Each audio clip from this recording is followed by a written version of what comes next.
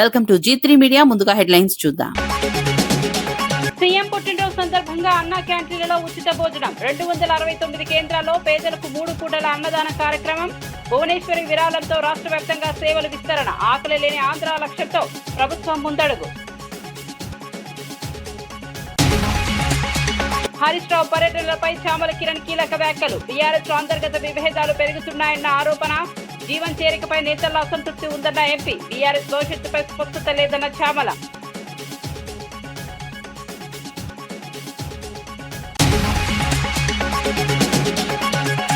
హత్యపై వైసీపీపై మంత్రి నిమ్మల తీవ్ర ఆరోపణలు. తాడేపల్లి స్క్రిప్ట్ ప్రకారమే హత్య జరిగిందన్న విమర్శ. సాక్ష్యాలు తిరిపివేయడానికి ప్రయత్నం అంటూ ఆరోపణ. ఘటనపై పూర్తి స్థాయి దర్యాప్తు చేయాలని డిమాండ్.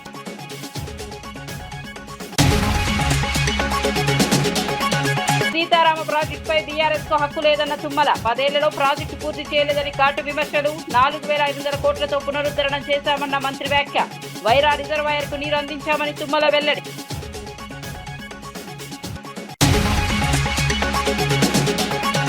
మంత్రి దామోదర్ రాజనరసింహకు ఘన సన్మానం. డిజిటల్ హెల్త్ కార్డులకు ఉద్యోగుల నుంచి స్వాగతం. రిటైర్డ్ ఉద్యోగులకు మెరుగైన వైద్య సౌకర్యాల హామీ. త్వరలో పూర్తి స్థాయి అమలు చేస్తామన్న మంత్రి.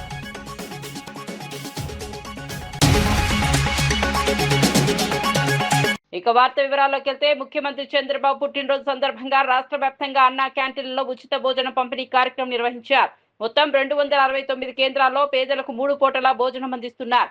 నారా భువనేశ్వర్ ప్రకటించిన 76 లక్షల విరాళంతో ఈ కార్యక్రమం విస్తృతంగా చేపట్టారు. రోజువారీ కూలీలు, నిరుపేదలు, వృద్ధుల వంటి వర్గాలకు ఇది ఎంతో ఉపయోగకరంగా మారింది.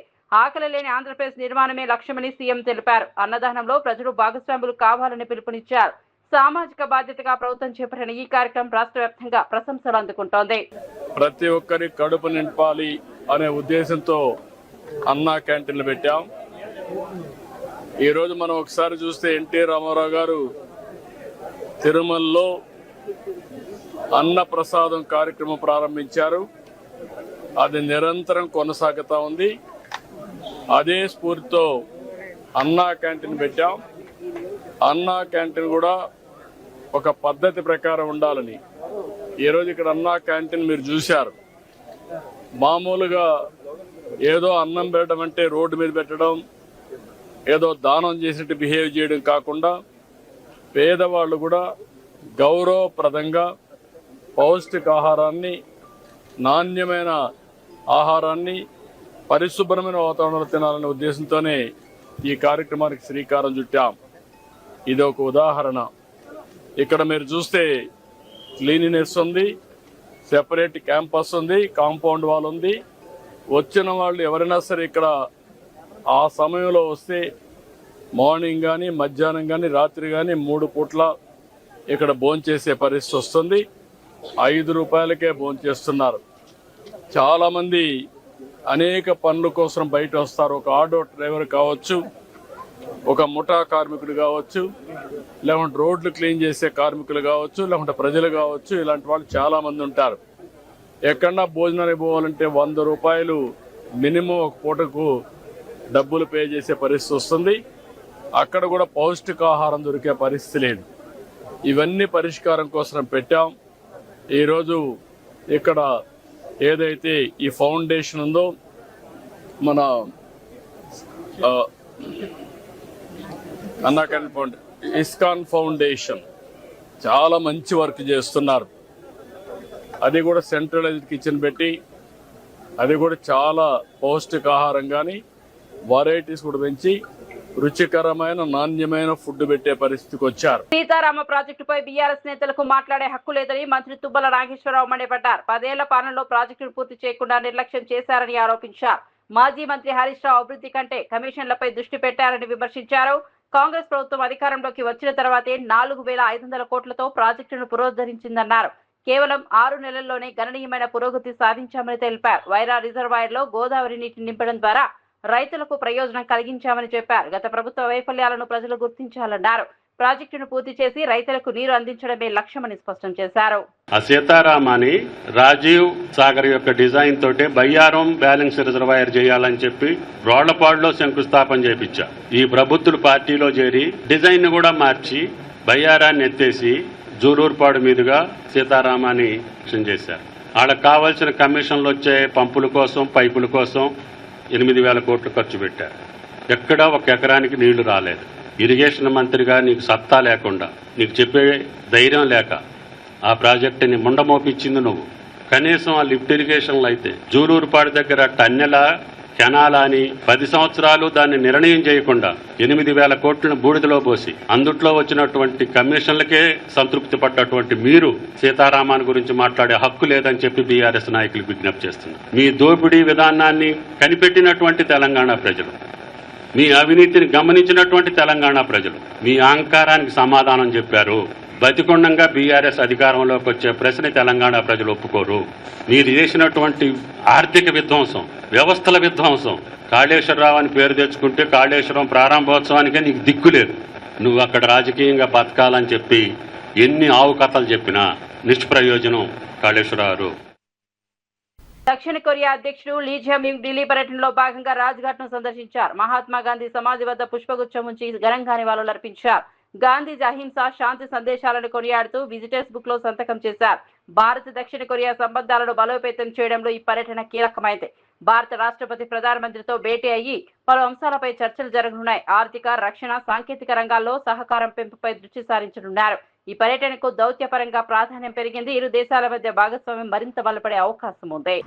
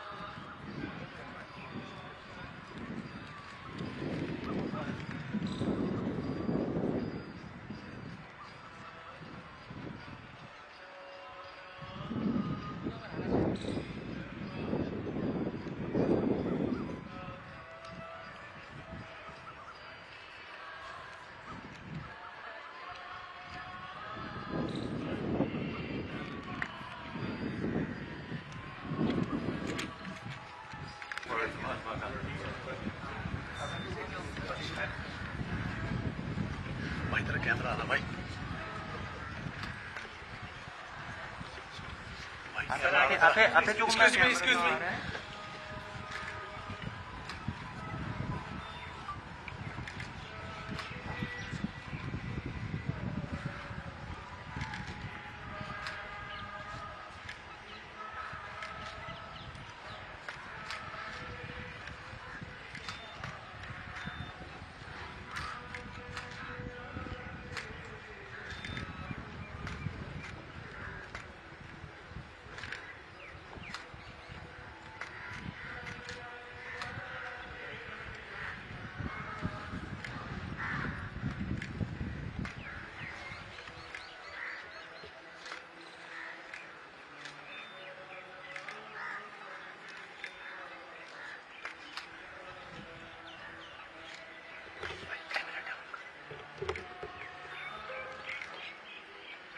వేమిరెడ్డి ప్రభాకర్ రెడ్డి ఆధ్వర్యంలో బీపీఆర్ నేత్ర సేవలను ప్రారంభించారు. పేదల కళ్లల్లో వెలుగు నింపాలనే లక్ష్యంతో ఈ కార్యక్రమాన్ని చేపట్టినట్లు తెలిపారు.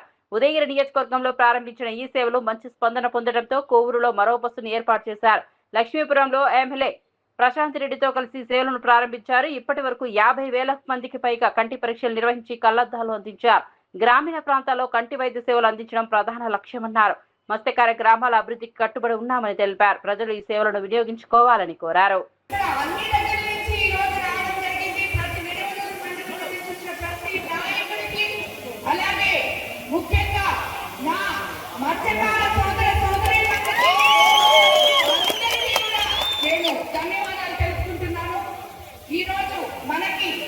ఎంత పవిత్రమైన రోజుగా మనం చరిత్రలో లిఖించుకోవాలి తగిన రోజు ఈ రోజు.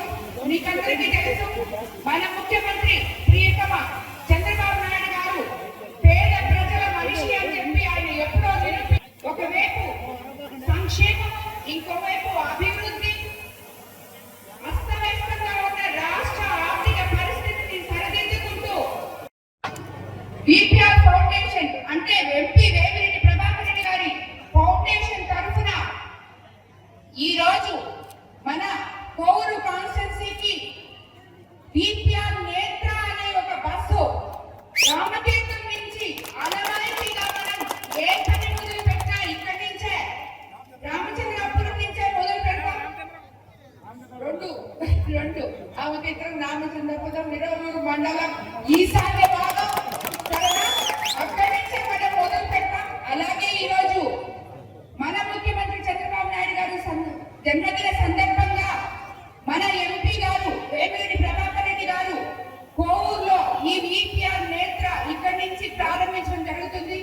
ఈ బస్సు యొక్క ఇదేంటంటే మీకు అందరికీ తెలుసు, ఈ రోజుల్లో చాలా మందికి కంటి చూపు సరిగా లేదు. వాళ్ళందరికీ ఇక్కడికి ఇప్పుడు ఈ బస్సు ఇక్కడే ఉంటుంది, కొన్ని రోజులు ఇదే ఉంటుంది. మీకు ఈ ఊర్లో ఉన్న గ్రామ ప్రజలందరూ వచ్చి కళ్ళు టెస్ట్ చేసుకొని అప్పటికప్పుడే వాళ్ళు సైట్ చూసుకొని దాని తర్వాత అక్కడికక్కడే వాళ్ళకి కళ్ళు అద్దాలు కూడా ఇస్తారు. అలాగే ఇంకేమైనా కొంచెం ఎక్కువ ఇది ఉంటే వాళ్ళకి డాక్టర్ గారు మెసేజ్ ఇచ్చి మీరు పలానా దగ్గర చూపించుకోమని కూడా చెప్తారు. కాబట్టి ప్రతి ఒక్కళ్ళు కూడా నిదానంగా వచ్చి ఇక్కడ కూర్చొని ఈ బస్సును ఉపయోగించుకోవాలని చెప్పి మీకు అందరికీ నేను చెప్తున్నాను. మన ఎంపీ గారు ఈ బస్ని మొత్తం ఉదయగిరిలో మొదలు పెట్టారు ఒక బస్ని. అది ఇప్పటికీ జరుగుతుంది. 7 నెలలైంది మొదలుపెట్టి 50,000 మంది వరకు చూపించుకొని అందులో ఎవరికి అవసరమో వాళ్ళ అర్థాలు తీసుకోవడం జరిగింది.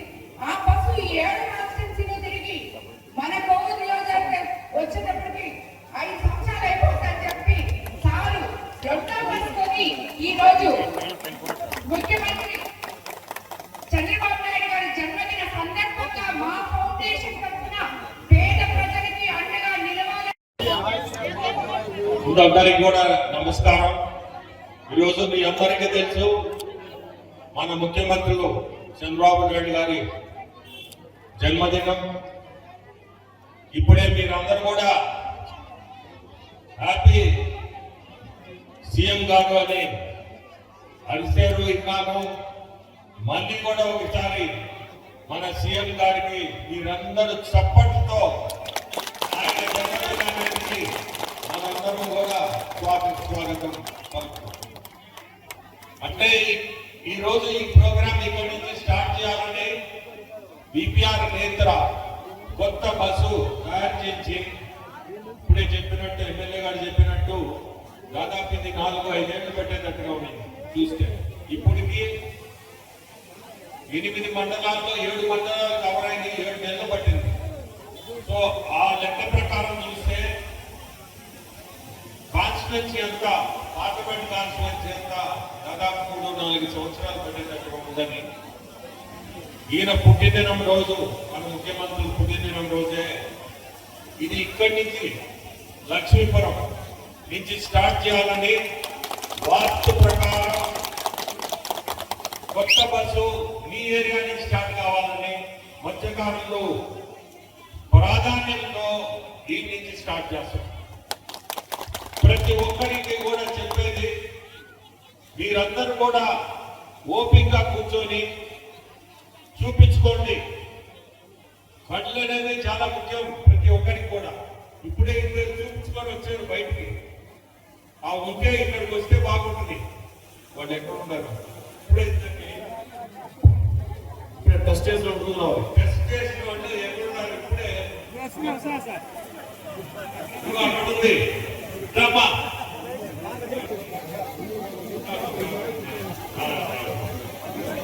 కడపలో జరిగిన దస్తగిరి హత్యపై మంత్రి నిమ్మల రామనాయుడు తీవ్ర ఆరోపణలు చేశారు. ఈ ఘటన తాడేపల్లి ప్యాలెస్ స్క్రిప్ట్ ప్రకారమే జరిగిందని పేర్కొన్నారు. రియల్ ఎస్టేట్ సెటిల్మెంట్ల కోసం సొంత పార్టీ కార్యకర్తను హతమార్చారని విమర్శించారు.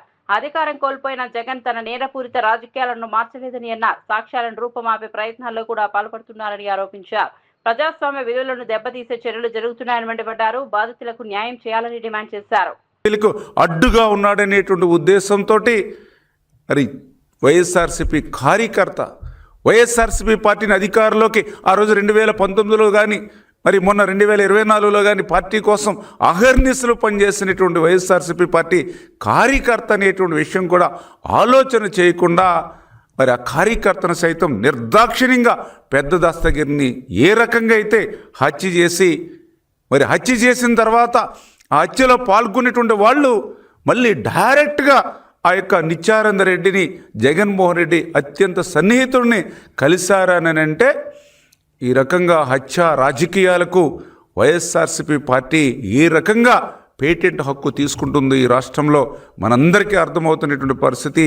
ఆ రోజు వివేకానంద రెడ్డి గొడ్డలి పోటు దగ్గర నుంచి ఈ రోజు వరకు మరి ఏ రకంగా హత్య రాజకీయాలకు పాల్పడుతుందో మనందరికీ కూడా అర్థమవుతున్నటువంటి పరిస్థితి.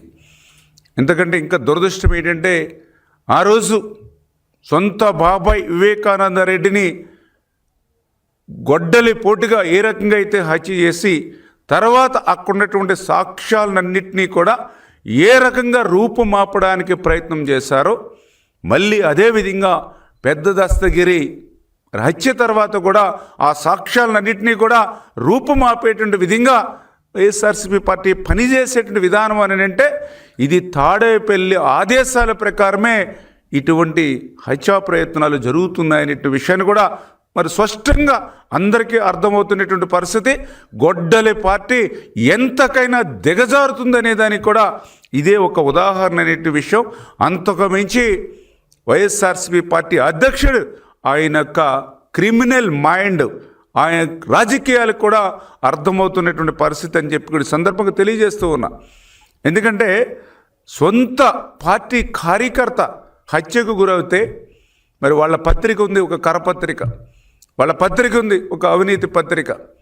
కనీసం కార్యకర్తని పెద్ద దస్తగిరిని ఎక్కడ కూడా ఉదహరించలేకపోయింది అని అంటే ఏ రకంగా అంటే పాము గుడ్లను పెట్టి తన గుడ్లు తానే పాము ఏ రకంగా అయితే మింగేస్తుందో అదే రకంగా జగన్మోహన్ రెడ్డి వైఎస్ఆర్సీపీ పార్టీ తన రాజకీయాలకు కానీ తన ధనదాహానికి కానీ తన డబ్బుకు కానీ ఎవరు అడ్డొచ్చినా కూడా ఆ రకంగానే మరి మింగేస్తారనేటువంటిది కూడా పెద్ద దస్తగిరి విషయంలో మనందరికీ కూడా అర్థమవుతుందనే విషయాన్ని కూడా ఈ సందర్భంగా మరి మరొక్కసారి మీ ద్వారా కూడా తెలియజేసుకుంటూ ఉన్నా.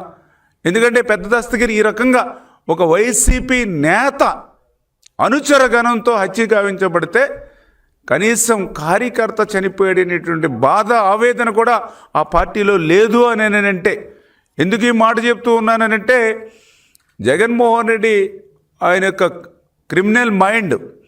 ఎందుకంటే మొన్న కూడా మనం చూసాం జగన్మోహన్ రెడ్డి పరామర్శ యాత్ర పేరు చెప్పి పెద్ద ఎత్తున ఊరేగింపుతో ఆ రోజు వెళ్తూ ఉన్నప్పుడు జగన్మోహన్ రెడ్డి కారు కింద మరి తన సొంత పార్టీ కార్యకర్త చక్రాల కింద పడి నలిగి చనిపోతే కనీసం ఎందుకు చెప్తున్నానంటే ఈరోజు మనం ఎక్కడైనా రోడ్డు మీద పోతూ ఉంటే యాక్సిడెంట్ కనుక మనం చూస్తే వాళ్ళు ఎవరో మనకు తెలియకపోయినా సరే కారు ఆపి ఆ యాక్సిడెంట్ అయినటువంటి వాళ్ళ యొక్క వివరాలు తెలుసుకుని హాస్పిటల్కి ఫోన్ చేసి అక్కడ బెడ్ అరేంజ్ చేసుకుని అవసరమైతే మనకు ఎవరైనా పిఏ కానీ వీళ్ళు కానీ వెనుకుంటే వాళ్ళని ఇచ్చి పంపించి వాళ్ళకి వైద్యాన్ని అందజేస్తాం. ముక్కు ముఖం తెలియని వ్యక్తి రోడ్డు మీద యాక్సిడెంట్కి గురవుతాయి. ఆ రకంగా మానవత్వం చాటుకుంటాం. కానీ జగన్మోహన్ రెడ్డి తన కాన్వాయ్లో ఊరేగింపులో ఆ యొక్క వైఎస్ఆర్సీపీ కార్యకర్త చక్రాల కింద పడి చనిపోతే 2 చేతులు 2 కాళ్ళు పట్టుకుని పక్కన పొదల్లోకి పడేసిపోయి. హరీష్ రావు ఢిల్లీ పర్యటనపై మంత్రి అడ్లూరి లక్ష్మణ్ తీవ్ర వ్యాఖ్యలు చేశారు. ఈ పర్యటన వెనుక ఉన్న అసలు ఉద్దేశాన్ని కేసీఆర్ వెల్లడించాలని డిమాండ్ చేశారు. బీఆర్ఎస్ పార్టీలో వర్గపోరు మొదలైందని ఆరోపించారు. ఢిల్లీలో హరీష్ రావు ఏ నేతలను కలుస్తున్నారో ప్రజలకు తెలియాల్సిన అవసరం ఉందన్నారు.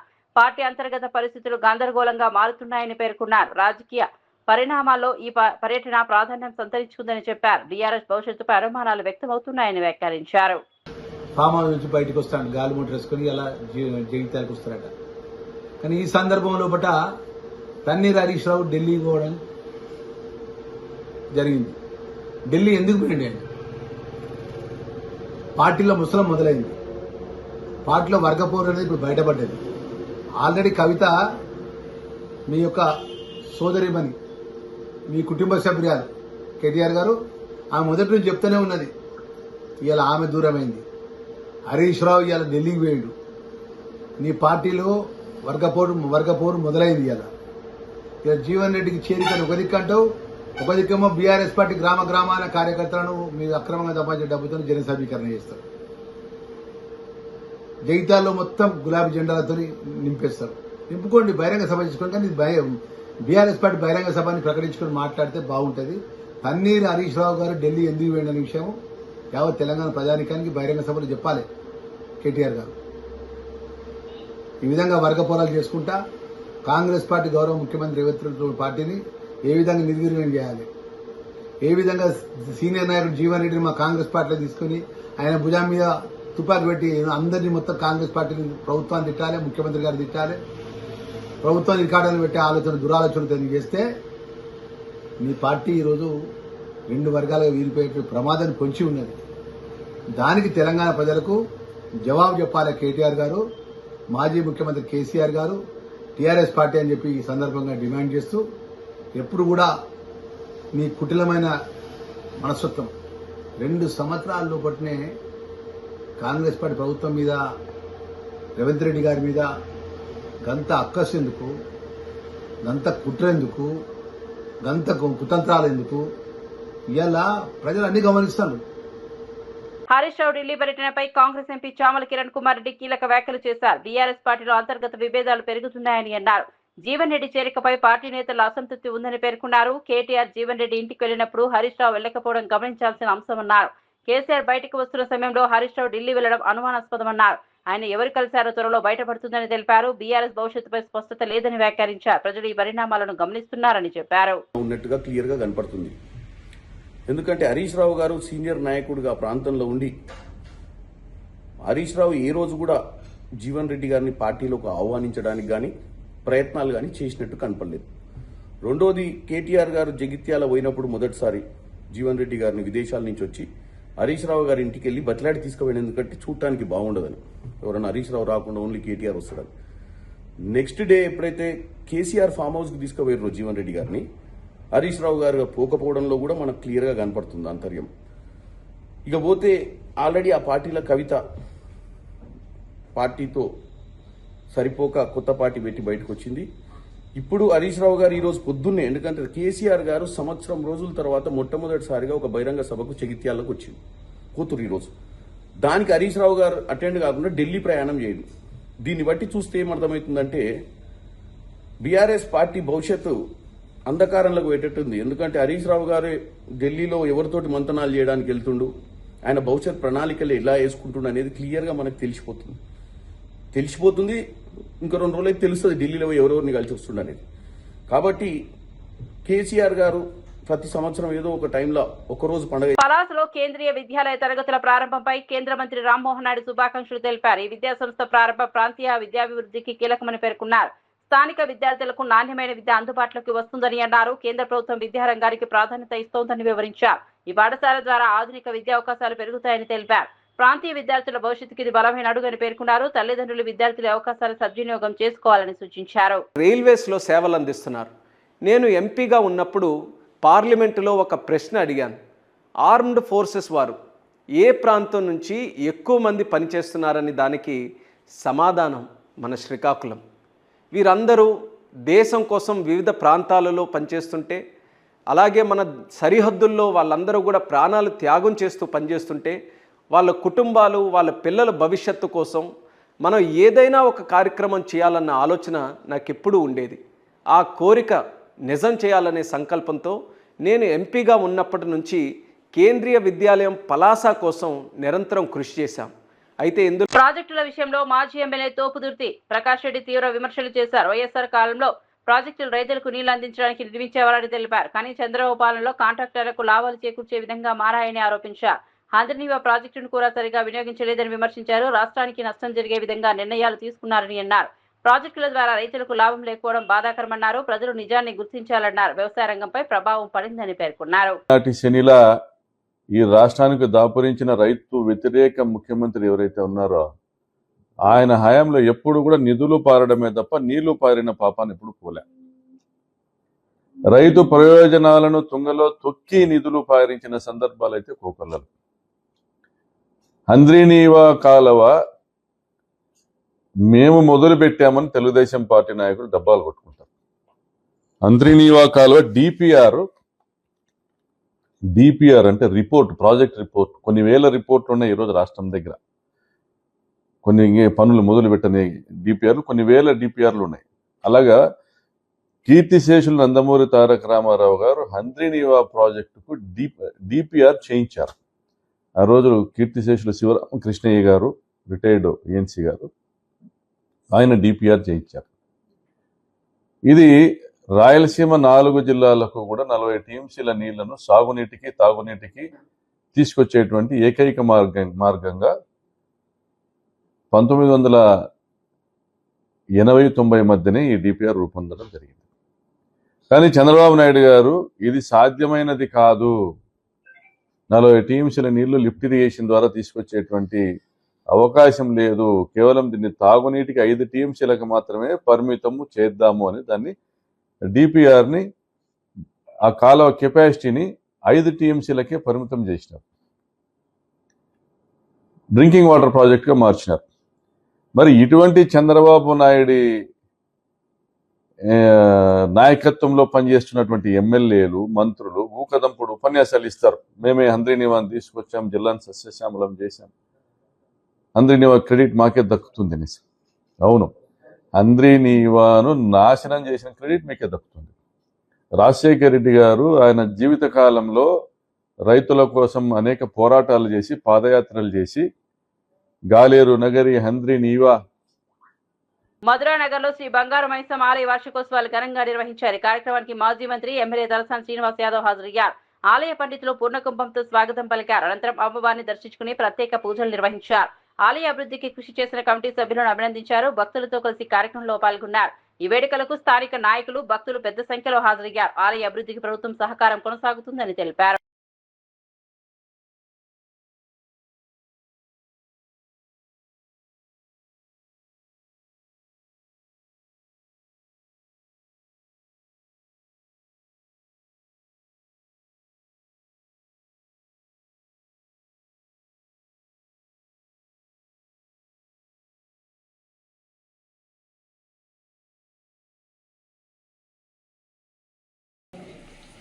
या देवी सर्वभूतेषु विष्णुमायेदशब्ददा नमस्तस्यै नमस्तस्यै नमस्तस्यै नमो नमः। या देवी सर्वभूतेषु चेतनात्यावधीयते नमः पूर्वोक्त एवं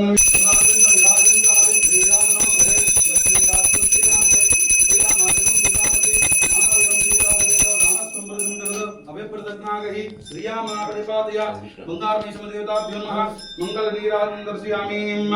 जय बोलो बंगार मैसम्म माता की।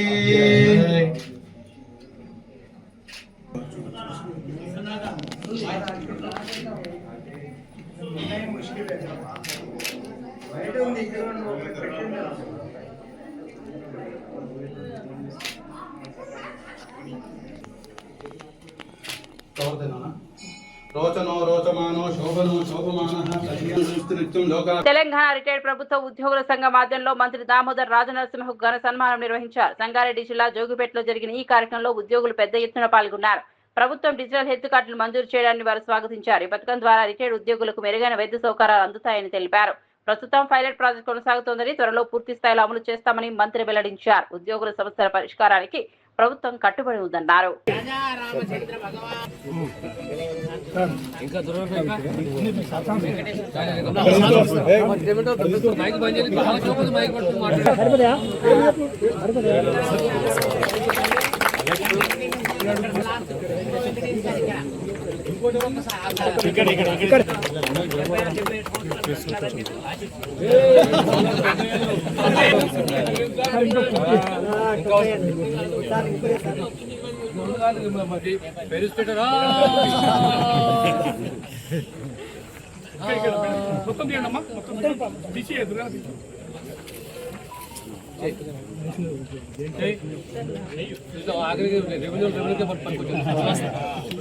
మరిన్ని అప్డేట్స్ కోసం చూస్తూనే ఉండండి